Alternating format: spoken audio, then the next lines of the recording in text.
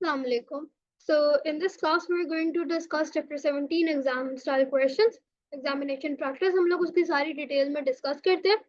ठीक है, तो पूरा चैप्टर बहुत इजी था. हम लोगों ने इंटरेस्ट पढ़ा, simple interest, compound interest, exponential decay, buying and selling, इस तरह के कॉन्सेप्ट्स को पढ़ा. अब हम लोग उनको सबको कंबाइन पढ़ते हैं. ठीक है, let's do that. Question number 1. Saeed is paid $8.5 per hour for a standard 36-hour week. He is paid time and a half, yani 1.5 for all overtime worked. Calculate his gross weekly earnings if he works 4 and 3/4 hours overtime. Okay. इसका मतलब है कि सईद हमारा इतना जो है वो standard 36 our work करता था, तो ओवर टाइम उसने सारा टाइम ओवर टाइम काम किया है, तो यानी उसको $8.5 जो पर आवर मिलेंगे उसको हम 1.5 से मल्टीप्लाई करेंगे. थोड़ा सा काम हमें इधर करना पड़ेगा.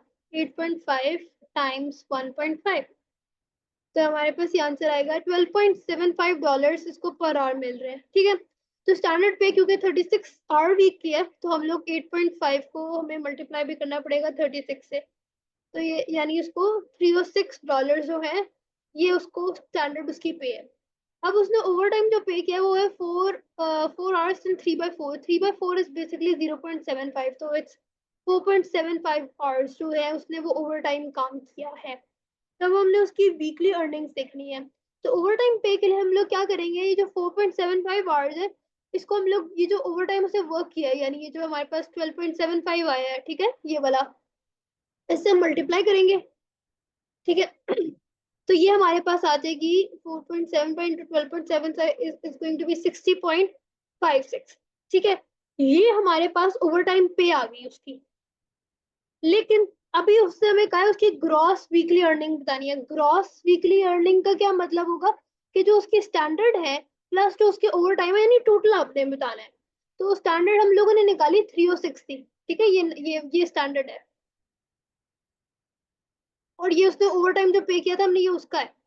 तो ओवर टाइम उसने 4.75 आवर्स किया है, उसके साथ उसको 60.56 मिलेगा. और वैसे उसने 306 जो है वो स्टैंडर्ड उसने काम किया है, 306 प्लस 60.56.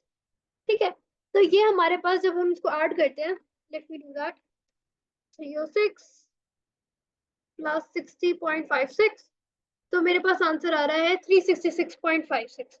तो यानी इतना उसने उसको जो ग्रॉस वीकली अर्निंग्स मिलेंगी अगर वो इतना काम करेगा, तो उसको कितनी मिल रही है, 366.56. ठीक है, बी पार्ट के लिए मैंने कलर चेंज कर लिया. The hours overtime worked if he earned this much for the week. इसने ऑपोजिट क्वेश्चन कर लिया. तो अब उसकी अगली वीकली अर्निंग्स अगर उसकी 420.75 है, तो उसमें से हम लोग उसकी जिसके हम लोगों ने अगर फाइंड करना है, ओवर टाइम फाइंड करना है, तो ये इसका टोटल टाइम है. ठीक है, यानी ग्रॉस टाइम है, ग्रॉस कह लो. तो ग्रॉस में से अगर हम लोग माइनस कर लेंगे इस वाली इक्वेशन को यूज करते हुए, ग्रॉस में से अगर हम लोग स्टैंडर्ड माइनस करेंगे, स्टैंडर्ड को माइनस करते हैं, स्टैंडर्ड स्टैंडर्ड क्या था, 306.5, 306 था. ग्रॉस में से अगर हम लोग स्टैंडर्ड माइनस करेंगे तो हमारे पास ओवर टाइम आ जाएगा. इसको माइनस करते हैं, तो आंसर मेरे पास आ रहा है 420.75 माइनस 306, ये मेरे पास आ रहा है 114.75. अब हमने ये तो हमारे पास टोटल उसकी मनी आ गई ना जो उसको पे हो रही है ओवर टाइम काम करने की, पर उसने कितने घंटे काम किया, उस घंटों को निकालने के लिए हम लोग क्या यूज करेंगे, हमें पता है वो $12.75 पर आवर कमा रहा है, तो हम इसको डिवाइड कर देंगे 12.75 से, तो आंसर आता है 9 आवर्स. इसका मतलब है कि उसने 9 आवर्स काम किया. समझ आई, क्योंकि ये था पर आवर उसको ये इतना मिल रहा है, तो उसने इतने काम किए हैं, तो उसको कितने आवर्स मिले होंगे, ये हमने एक्स आवर्स फाइंड करने हैं, तो वो कितने बनते हैं, 9 आवर्स. ठीक है, तो इसका आंसर है 9 आवर्स, और इस वाले पार्ट का ए पार्ट का आंसर था $366.56. Okay, that is it for question number 1. Now look at question number 2. Ahmed bought a DVD for $15 and he sold it to Barbara, making a 20% loss. उसने buy की 15% पे और उसने अब loss कर लिया 20%. How much did Barbara pay for it? अब इसको हमने देखना है कि हुआ ये कि इसको हम लोग 0.2 कर देते हैं, ठीक है, क्योंकि 20 divided by 100 is 0.2. तो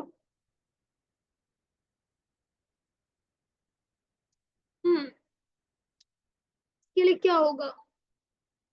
wait, give me a second.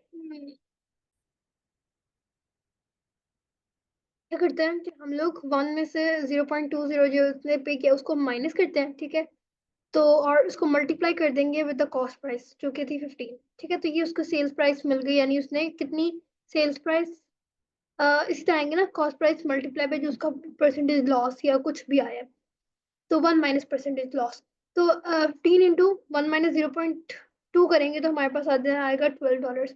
इसका मतलब है कि बारबरा ने कितना पे किया? $12, ठीक है. Barbara later sold the DVD to this person L, ठीक है, इसको मुझे बोलना नहीं आएगा, लुवियू, तो उसने 20% प्रॉफिट बनाया. तो हाउ मच डिड लुवियू पे फॉर इट?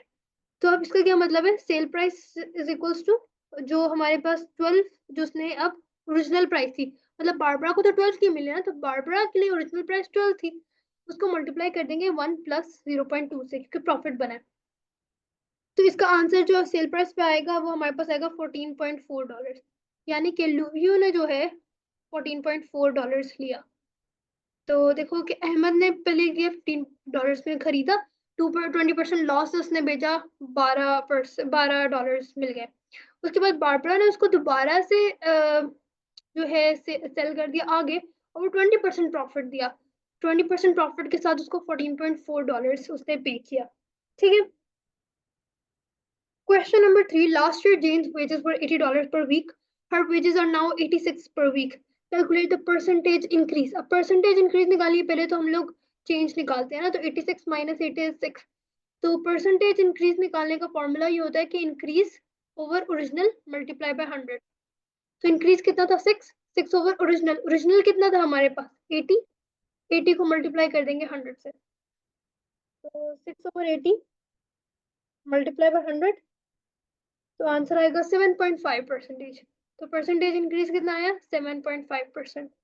तो ये क्वेश्चन नंबर 3 का आंसर होगा. Question number 4 says, what is the simple interest on $160 invested principal amount at 7% rate per year for 3 years heat time period? I is equals to PRT over 100, where P is going to be 160, R is going to be 7, and time period is going to be 3 divided by 100. So 160 multiplied by 21 divided by 100, तो हमारे पास answer आ जाएगा $33.6. तो यानी कितना उसको simple interest मिलेगा?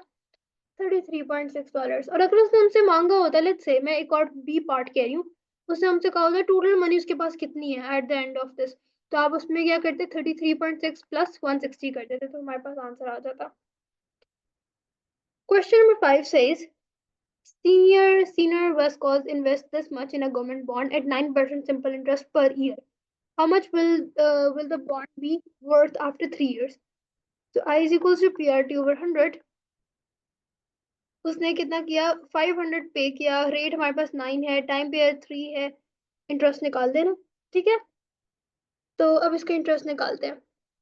500 को multiply करते हैं 9 से, और 9 पर मल्टीप्लाई करते हैं 3 से, और फिर डिवाइड करते हैं 100 से, तो हमारे पास आंसर आ रहा है $135.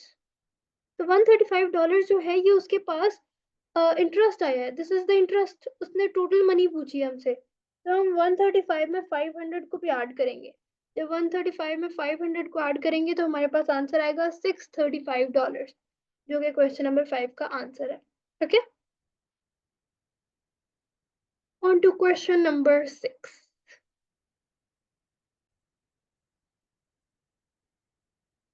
Simon's salary grows by 6% per annum over the past 3 years. It is now this much per annum. What did he earn per year 3 years ago. Okay. और फिर what is his gross monthly other present rate and his deductions, ठीक है.